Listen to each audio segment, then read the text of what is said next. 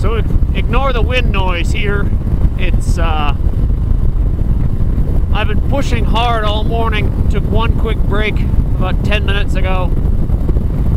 It's just been miserable. It's been rainy and foggy and probably hovering around 40 degrees. And I just came clear around one of the small ranges off the tundra and into the mountains. And as you can see, the light is beautiful. Just gorgeous morning light coming in. It's actually about 2:30 in the afternoon. The scenery is amazing, and I'm cold enough. I've been rallying and pushing the bike up around 65 and 70 through a lot of this. Sometimes faster. I'm burning through a lot of fuel. I'll probably need to put my reserves in out of my spare tanks before I can make it the cold foot fuel up, but I've been making good time. Definitely, roads are better today than they were yesterday. The work they do out here is great. I only had one close call crossing a grader line where a grader was cutting the road down to smooth it again, and it left a windrow in the middle that we had to cross at speed to stay in our lane. So that got a little dicey with the bike kicking around a bit, but it's just been gorgeous now. The sun, even though the temperature's probably only risen maybe 5 or 10 degrees, just the sight of the sun sure makes everything nicer.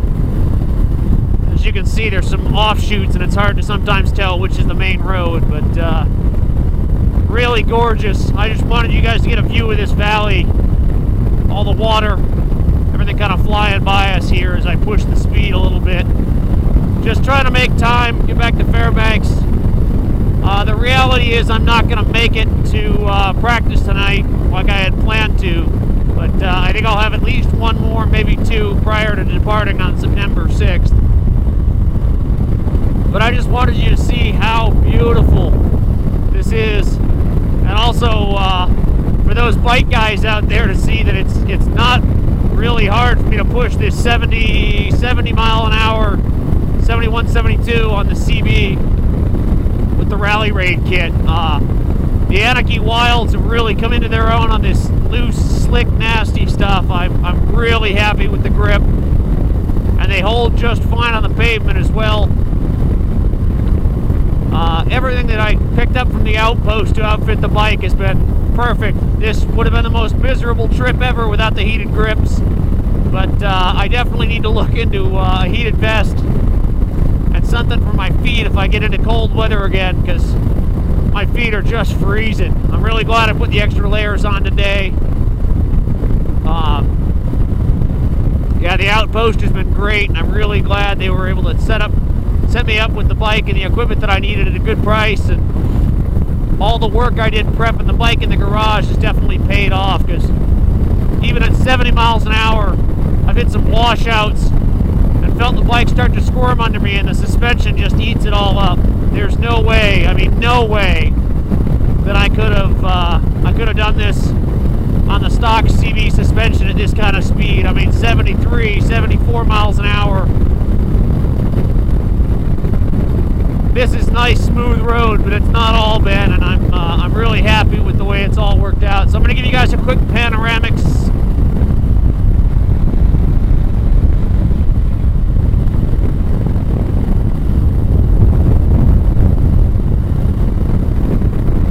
So there's your 70 mile an hour panoramic of the valley. I'll probably cut this recording off here pretty quick until I get into the windy pass that I went through yesterday but didn't video. Yeah, what a great trip. What an amazing motorcycle. I gotta say, Rally-Raid did an incredible job designing this kit to put it at the price point it's at. I've got everything into this bike, everything I need. All my off-road kit, my electrics, heated gear, new seat, my bags, my luggage, all of it. And I'm still barely into this thing 11 grand. Brand new on everything. Didn't cut any corners. And built it at home, so I know the insides and the outs of how it all goes together. there's just no way I could have, transition, there we go. No way I could have done this sort of ride for that kind of money. Those are some potholes. On anything else. I mean, even the KTM 690 that I was looking at starts at about 11 grand. By the time I actually put reinforced the subframe and did some tank work to it and got it able to handle the ride that I'm on now, oh, that's a little light and dicey. We're talking an easy 14,000, 15,000. Then we're into BMW territory, and going ahead and adding the suspension to the BMW to get it up to what the CB is doing right now. We're just talking another 1,200 minimum, probably closer to 2 grand. You know, we're really starting to talk into GS money then, and I may as well just drop the coin on a $20,000 Beamer. But this bike is amazing. It's light, it's nimble, it handles well. With the suspension, it eats it up. I can't say enough good things about it. This is definitely, without a doubt, the best motorcycle I've ever owned. You know, I love my cafe bikes that I built by hand, but as far as just general motorcycling and getting wherever I want to go in comfort, I don't think I can beat this. I need to lower the pegs, but we'll get that sorted out. I look forward to running this thing all the way to Ushuaia at 5 miles an hour in the mountains or 65 miles an hour blasting along the Alaska pipeline. It's a great bike, and I'm looking forward to it. I'm also really looking forward to helping raise a lot more awareness for the Soldiers Project. If you don't know who the Soldiers Project are and you're just stumbling on my videos, please go look up thesoldiersproject.org. They provide free of charge counseling to post 9/11 service members, veterans, and their families. They do it outside the military chain of command for those who are on active service. They do it free of charge with no limit to care. So it helps guys like me who should have gotten help when I first got back from Iraq and are just now trying to figure this stuff out on my own, to maybe have a more productive life and not make the mistakes or lose the career like I did. And for those who aren't aware of the horrors that are PTSD, it's not the same for everyone. You know, there's kind of a stigma about veterans exploding and taking people out or being violent. But PTSD has a pretty broad range. I get sad. I deal with survivor's guilt. I miss the guys who didn't come back, and I feel ashamed for not having done more.